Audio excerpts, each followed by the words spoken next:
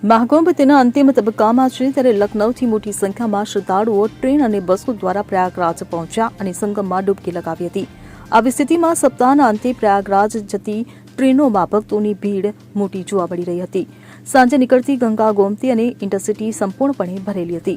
ખાસ વાત એ છે કે તાજેતરના ભૂતકાળમાં ચારબાગ સ્ટેશન પર મુસાફરોની ભીડને સંભાળવામાં આરપીએફ અને જીઆરપી જવાનો સંપૂર્ણપણે નિષ્ફળ ગયા હતા. ત્યારે રવિવારે આરપીએફ, જીઆરપી ઉપરાંત સિવિલ પોલીસની એક ટીમ પણ ત્યાં પહોંચી હતી, જેમની સતર્કતાને કારણે પરિસ્થિતિ નિયંત્રણમાં રહી હતી. મળતી માહિતી મુજબ ચારબાગથી નીકળતી ટ્રેનોના અપંગ અને મહિલા કોચની સ્થિતિ એવી હતી કે ભીડ પોતાની શક્તિના બળે બોગીઓમાં ઘૂસી ગઈ, જ્યારે અપંગ અને મહિલાઓ બહાર ઉભા રહી ગયા હતા. ત્યારે જીઆરપી અને આરપીએફે મહિલાઓને તેમના કોચમાં બેસવામાં મદદ કરી હતી, તેમજ લગેજ વાનમાં મુસાફરી કરી રહેલા મુસાફરોને પણ નીચે ઉતારવામાં આવ્યા હતા. Bureau report, CN24 news.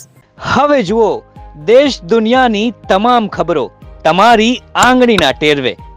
ઉઠાવો મોબાઈલ અને Google Play Store પરથી ડાઉનલોડ કરો અમારી CN24 ન્યૂઝ મોબાઈલ એપ.